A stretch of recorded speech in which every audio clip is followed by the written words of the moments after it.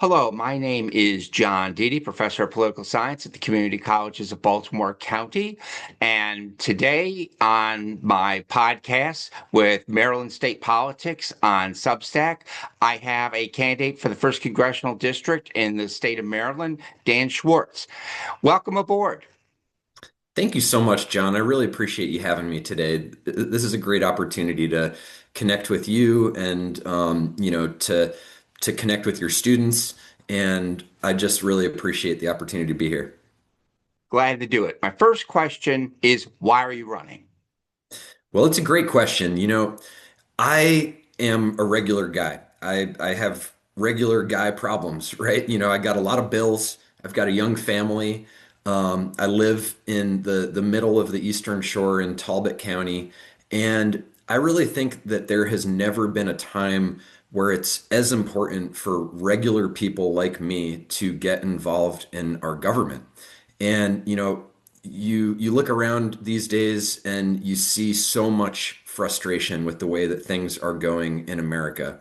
And I really felt that, given my experience, my 15-year career in Washington, working around government, never as an elected official, but working day in and day out to try to make things work better for people. And specifically, what I did, I worked for the organization that represented all 50 of our state banking agencies from across the country. And I worked every day to try to put money back into the pockets of regular people when they're scammed or taken advantage of by big banks or payday lenders or debt collectors or increasingly large tech companies that think they're banks. And right now, what we're seeing is this administration and our congressional leadership just make people very, very vulnerable, less safe, whether it's in the financial system or whether it's around access to health care. My background is in fighting scammers. My wife's background is she's a family nurse practitioner providing care in our communities. And I've watched now for years as our congressman, our 8-term lousy excuse for Representative Andy Harris, has made her work more and more difficult every single day. And, when she comes home at the end of the day, she's got to go to war with the insurance companies who are denying coverage for care that her patients need. And our congressman is taking his campaign donations from those very same big insurance agency companies. So at the same time, he's not showing up for the people here. So not only is he an extremist as the chair of the Freedom Caucus and someone who's a doctor, but is focusing on taking people's health care away, taking food away from hungry kids, but he's absent. This district, Talbot County, we are 90 minutes away from the United States Capitol, and we have a congressman who does not show his face to his constituents. He's made up his mind that he works for the president of the United States and not for the people that elected him. And that's why I'm running for Congress. I think, people here want an alternative. They want someone who is not an extremist. They want someone who understands how to do things in a bipartisan way, how to get states to agree with each other. We have to work more towards the middle where most people are. And we have to listen to people. So I'm out there every single day, the past 7 months of my campaign, listening to people and showing them what it's going to be like to have a representative who shows up and fights for them instead of hides from them. And I just think it's never been more important that we have a real representative government instead of government that only represents special interests in themselves. Currently, we're going through this government shutdown, and no one knows when this thing's even going to end. What are your thoughts about the government shutdown? And also, do you believe that elected representatives in Congress should be paid when the government is shut down? Well, one of the first things that I thought when the government did shut down is that members of Congress should not be collecting their paychecks if their constituents who work for the federal government are not collecting paychecks, if our military members are not collecting paychecks, and if folks here in their district are not able to access critical services. So I asked Congressman Harris, I think it was day 2 of the shutdown, if he'd be willing to withhold his paycheck. Like many other members of Congress immediately came out and said that they would. And of course, crickets, I'm very certain that at this point now, 36 days into the shutdown, he continues to get paid, which I think is honestly reprehensible. Um, he and members of the GOP, they've worked, I think, 14 days in total since July now. Regular Americans do not get to take vacations. And the families and small business owners, moms and dads that I'm talking to out here every day, they aren't even able to save for emergencies right now, let alone for vacations.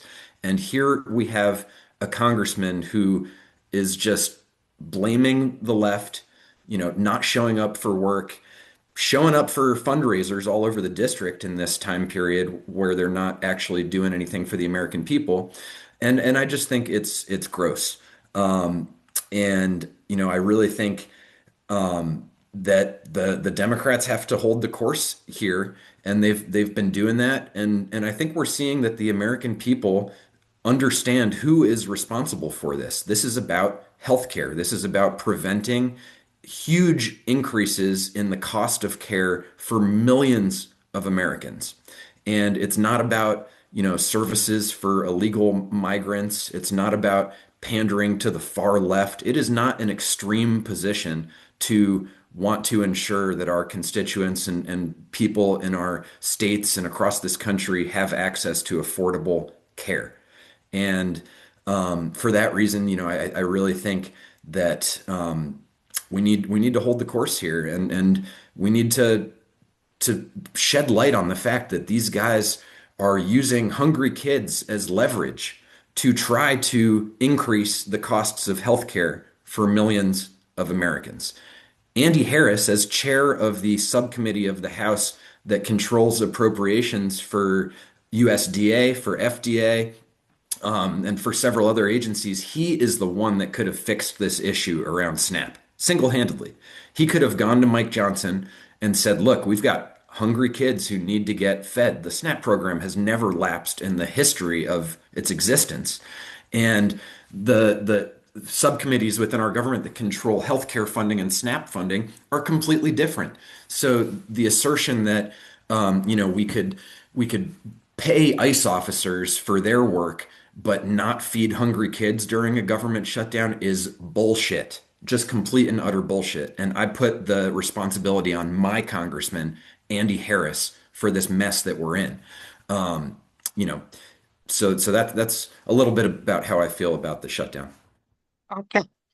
Next question I want to ask, it relates to the healthcare issue. A lot of people are concerned about that a lot of this shutdown, et cetera, is to try to kill off Obamacare in a nutshell.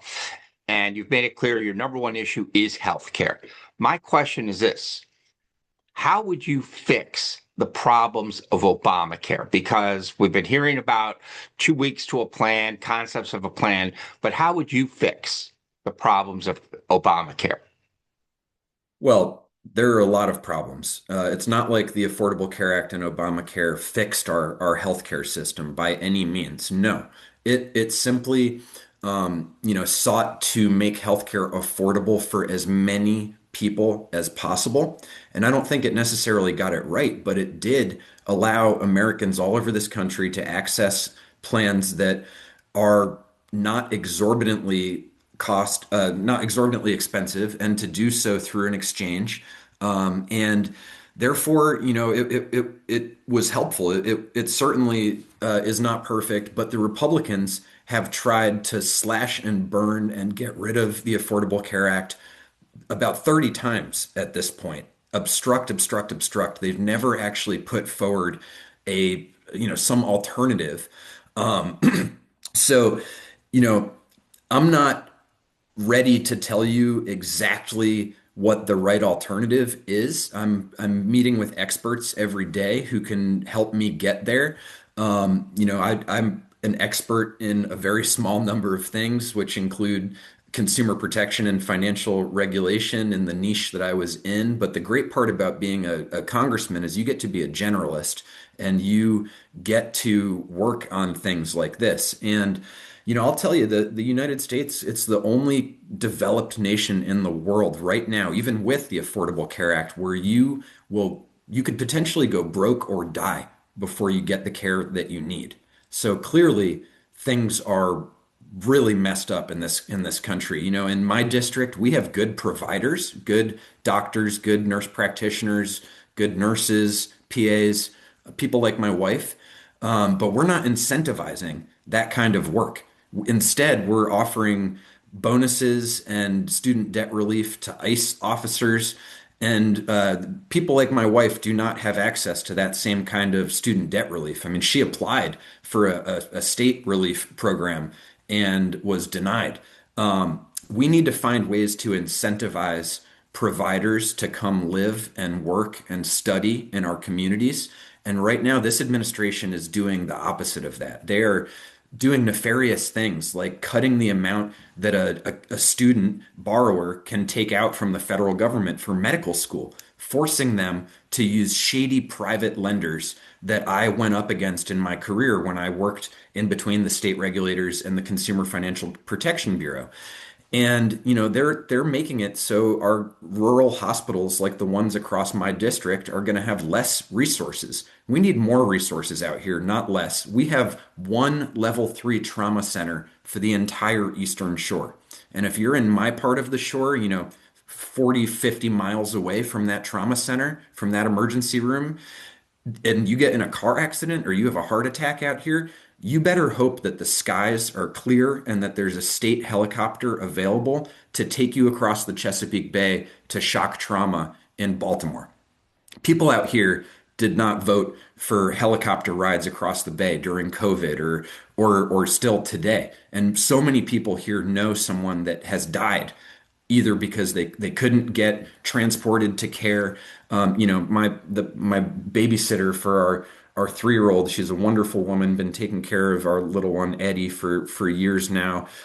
She lost her only son at the age of 31 to complications from an asthma attack out here on the shore. People die of that kind of stuff out here. And so I know I haven't given you a clear answer on how I'm going to fix the Affordable Care Act, but I'm thinking bigger picture about how we fix our healthcare system, how we ensure that people have an affordable public option if they need one, and you know how we retain choice for Americans in their healthcare if they like their insurer and they like their doctor. But we need a real public option that is affordable and that goes well beyond the options in the Affordable Care Act to buy on the exchange. That's not what I'm talking about when I'm talking about a public option. And I think there's no reason that we cannot achieve that in this country, a real public option for the people that need it. I've had people tell me that on the Eastern Shore, you cross the bridge for your health care. So I understand what you mean. My Yeah, next we, question yeah. relates to how do you think the tariffs are affecting everything on the shore? And what do you think of the tariff policy? Well, I think the tariff policy is one big scam, and I think it's just a small piece of the larger scam that's playing out. And I think, you know, people here in Talbot County, where I live, people all across the first congressional district, people all across the state of Maryland and this country are being scammed right now by a president who says, you know, I'm gonna fix inflation on day one. I'm gonna put tariffs on all of these countries, not for economic reasons. We know why he's putting these tariffs on countries. It's to get them to bend the knee. It's part of his authoritarian, you know, governance. And these are failed economic policies that we know are failed economic policies that might, like Ronald Reagan said, work for just a little bit in the beginning, but these are already causing massive economic pain to people in my district. And I'll point out just one constituent group that is feeling the pain and is pissed off and is telling me about it every single day, the farmers. And the farmers have traditionally been my congressman's base of support, but he is losing them. And you know, my neighbor John, he's a 68-year-old guy here in Royal Oak who's been farming fields here for his entire life. He farms a few thousand acres, and he works really, really hard. He's a conservative guy. He's voted for Andy Harris before. He told me that. But he said, Dan, I didn't vote for these tariffs. And he told me that for the first time in his farming career, that he was unable to get a crop in the ground this season. That was a few months ago. Since he's told me that he got a late crop of soybeans in the ground that are still on the ground right now. But he said, Dan, my biggest tractor is broken and the supply chains have being all screwed up have made it really expensive to fix and get the part that I need.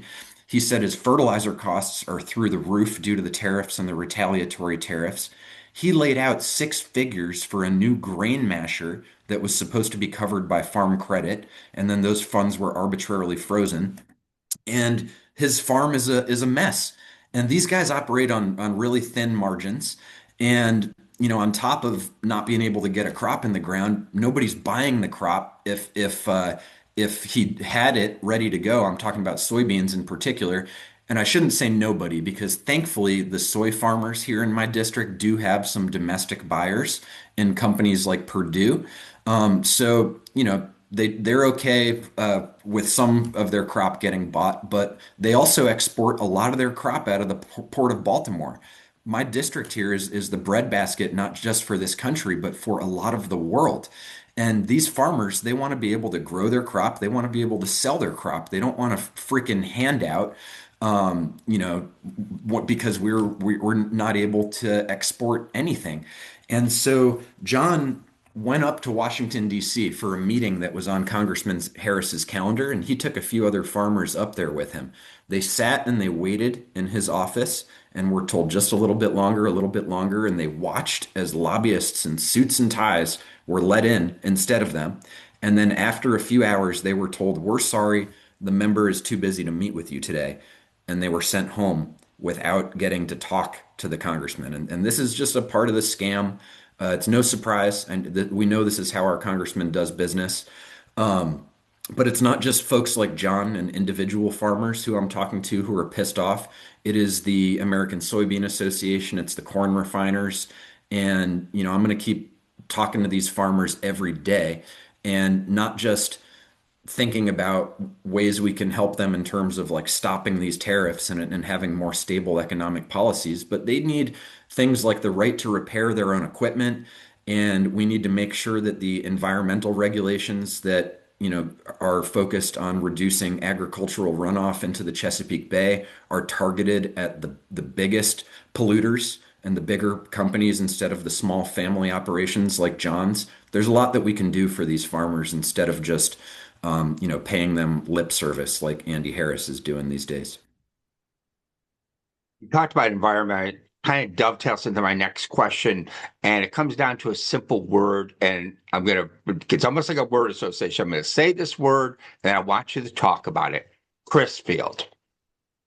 Crisfield is a wonderful place. It's one of the towns that make up the tapestry of this beautiful district. This first congressional district is the home of the Chesapeake Bay, which is the largest estuary in our country, and I think the second largest in the world. It is a spectacular place, and Crisfield is a historical port city on the bay, watermen going in and out every day, putting crabs and oysters on the tables in Baltimore and all across this country.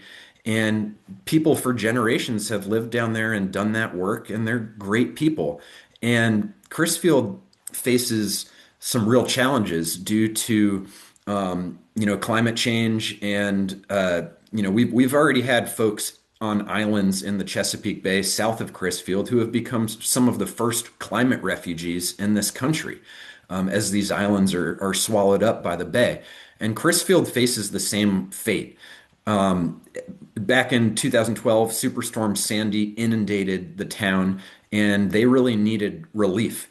And Andy Harris turned down federal relief dollars that would have helped Crisfield at that time. Crisfield often has to close their schools because their school turns into an island in the middle of town due to the flooding. And people, their homes flood regularly, their businesses flood regularly, and they've been asking for help for years. Congress recognized that they need help, and they recognize that investing in communities like Crisfield saves money down the road that you will be spending in disaster relief and recovery. So they allocated in the most recent budget $36 million to Crisfield to help remediate flooding. And what happened? The big beautiful bill, Andy Harris, they zeroed out those funds. So Crisfield gets nothing. And they've been abandoned by our government. And flooding is not a Democrat or Republican issue. Mother Nature does not care. Flooding affects everyone. And like I said, if we had invested in this, it would have saved money down the road. We've seen that at every dollar invested like this saves $6 down the road. So this is a smart use of funds, a smart use of government funds, and it was bipartisan agreement that resulted in those funds being allocated for Crisfield. And then you have our congressman presiding over, the effort to make sure that our communities get nothing instead. And I just think it's reprehensible, and it's one of the most illustrative examples of why we need to get rid of this guy. Last question I'll ask in relation to everything you're running for Congress is one of the big issues Democrats talked about in the recent elections is the issue of affordability and also centering on housing.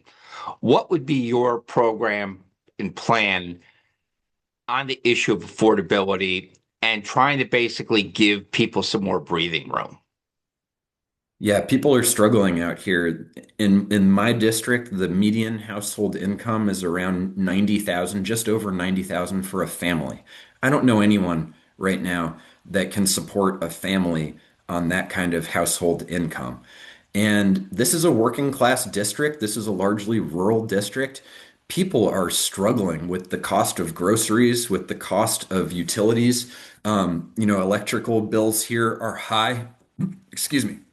And healthcare is unaffordable.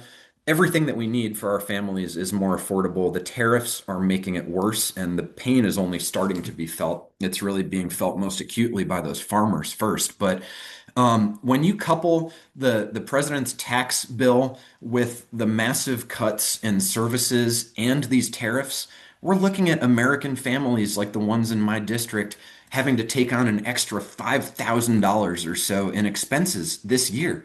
That is not sustainable. And people are getting screwed. And the only people whose lives are improving under this administration are people like Ghislaine Maxwell and, the president's billionaire friends and his family. His son's net worth has almost tripled, Barron Trump, through shady crypto transactions. And now the president's out there, pardoning people like CZ, the owner of Binance, the largest crypto firm in the world that I worked with the state regulators to get the hell out of our country and out of our financial system because he was making Americans less safe by channeling money to terrorist organizations, child sex trafficking organizations. These are the kind of people who the president is worried about. He wants to make tons of money, billions of dollars, by working with his billionaire friends, whether it's crypto or selling our public lands in Alaska or whatever. He is not worried about the American people. He's building a ballroom that none of us are going to get to hang out in. He's plating the Oval Office in gold while saying that he doesn't give a crap about the fact that Americans' healthcare costs are going to go through the roof. So what can we do? We can repeal the big beautiful bill on day one and go back to the drawing board with the budget. And I'm hopeful we'll be able to do that. We'll see if we're able to pick up as many seats in the Senate as I think we will in the House. And we'll still have to deal with the president for 2 years, obviously. But just by flipping the House, there is so much that we can do to push back on the economic chaos that the president is causing for American families. So we need to do that. We need to think about how we can actually incentivize the right kind of professionals and working people to be able to do a better job with their own finances. Like we have 780,000 people in my district that deserve a fair shot. So that means we got to take a look at the tax code. We have to make sure that billionaires are paying their fair share. We have to make sure that the American families that have in my district a median income of around $90,000 are not paying more taxes like they are under the Trump tax plan.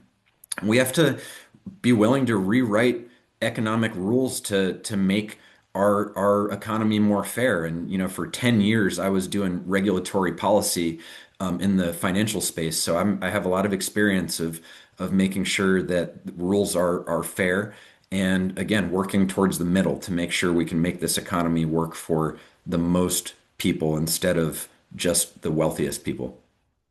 I'm going to throw one last little quick question, which you can give me a very quick response on, because I just thought about this. One of the big issues that's come up in Maryland, but it's a national issue, is gerrymandering.